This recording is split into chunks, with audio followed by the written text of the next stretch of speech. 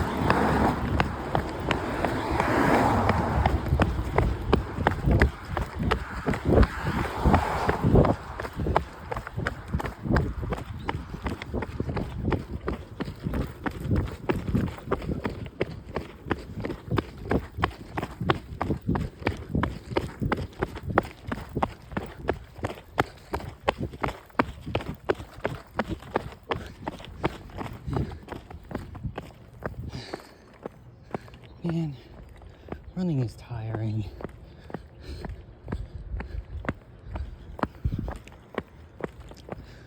I've begun to paint again, but not like the physical painting. I've begun digital painting.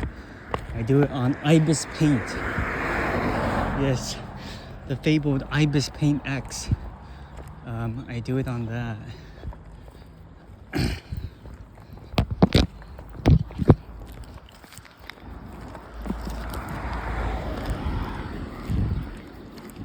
Give me a second, some hoodlums are ahead of me.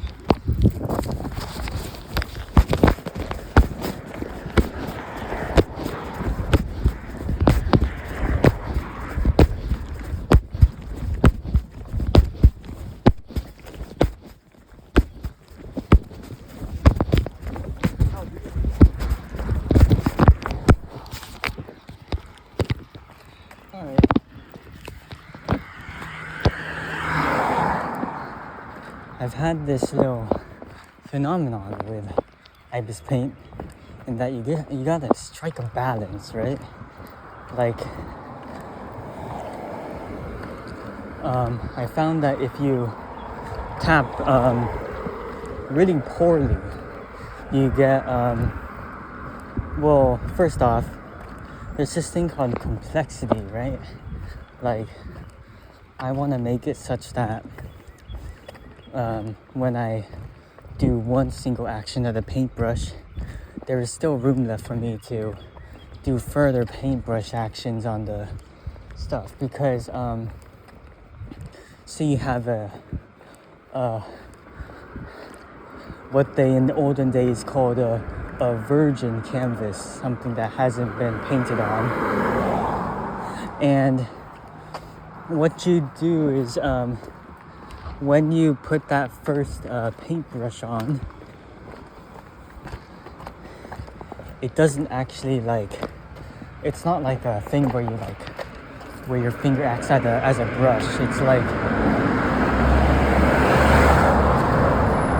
it applies a tint, and that tint is it's like a filter, right? It's like if I had red color and I did an action with the paintbrush, it would be the same as like putting a red tint on that, putting a red filter on the photo. So the strength of that filter depends on where you press, right? And how powerful it is. If I were to press on a space really dark, it would affect a lot of shit. The filter would be very powerful. It would block out a lot of detail. If you were to do it very light in a place very white, it would be much less powerful, but you'd still retain a bunch of that detail, right? And that detail is important because those little minor fluctuations allow you to do further paintbrush. So what the traditional method, as I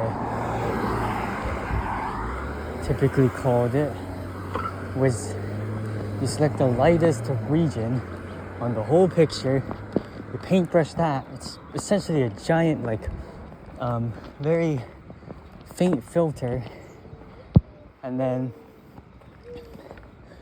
that retains all the detail. And you pick, you zoom in on a special part, and you pick the very lightest region of that with another color. So you've essentially added a second layer filter on there that still retains some of the detail, right? You do it again with each with the lightest region. And you have more layers and more layers and more layers.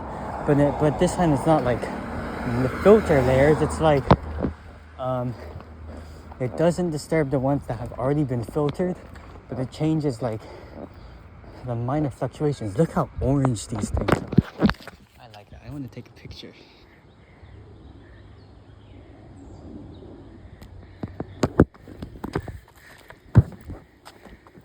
Now, what I've seen is there's two problems. If I picked wrong, if what I pressed wasn't the lightest region, you'll obviously lose some amount of detail. And the thing that happens is sometimes the region gets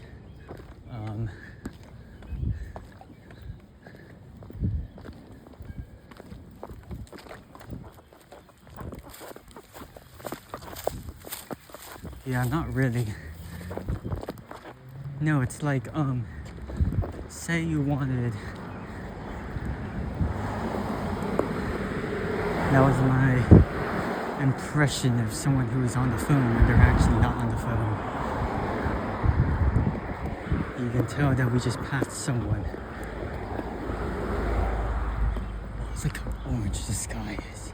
Look how beautiful this thing is. That's honestly awesome.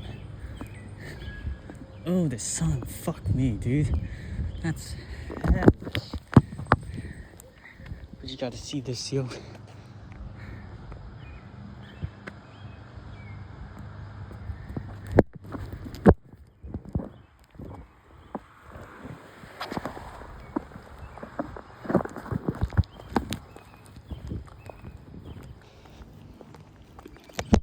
So what you often see is, you see regions that are totally, what I see, blanked out or burnt out.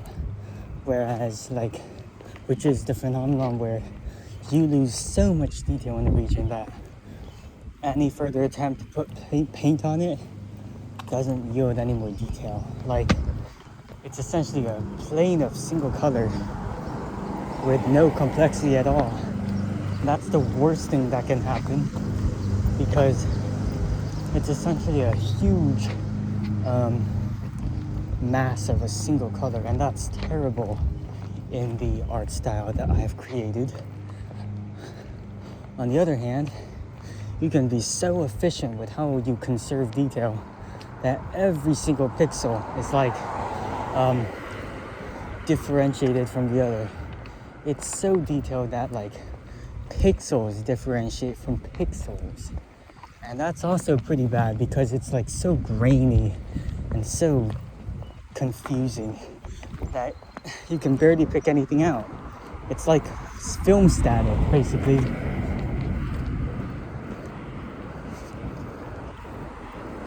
And this wasn't a problem for me, but once I got the iPhone and I started doing some hardcore painting on it, that's when I really started running into this sort of crowding out phenomenon, which is what I've been calling it.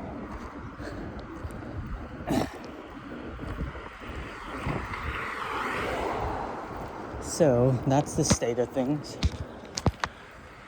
I'm wondering how to strike a balance between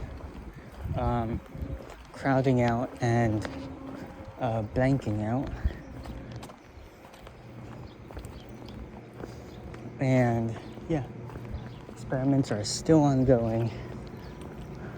I've been crowding out everything I touch. Oh, and also, first day of research started today. I have been hard at work, just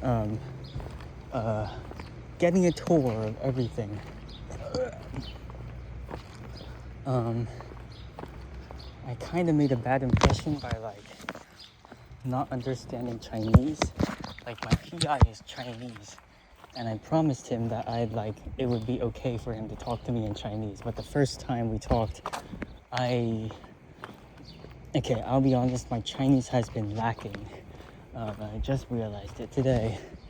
So that's pretty bad ego drain, as one would call it, but that's fine. I'm just afraid that like the PI will like feel the pressure to like continue using English even though he struggles at doing it. And I wish I could comfort him without feeling a bit without like coming off as like pretentious or like overly indulgent or whatever you guys call this.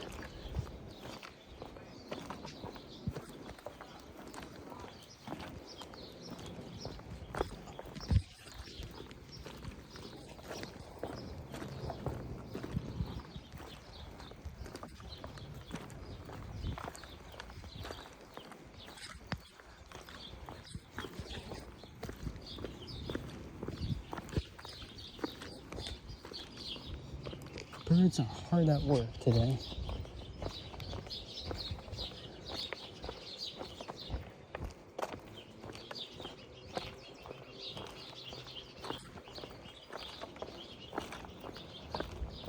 Also, my other sister. Yes, that's right. I have an other sister. That's what we call her, the other sister. Where she's coming back tomorrow. I don't know if I'm supposed to tell you this, but she's coming back tomorrow. And we might do a vlog with her, we might not. I don't know. Depends. Anyways, that's it. I'm nearing my house. Let's see if there's a package at the door. I'm getting less optimistic, but I just want to see. Is there a package by the door? I hope there is. Even though the Amazon date said May 27th, which is 8 days away. Somehow. I don't know how that works. Let's see.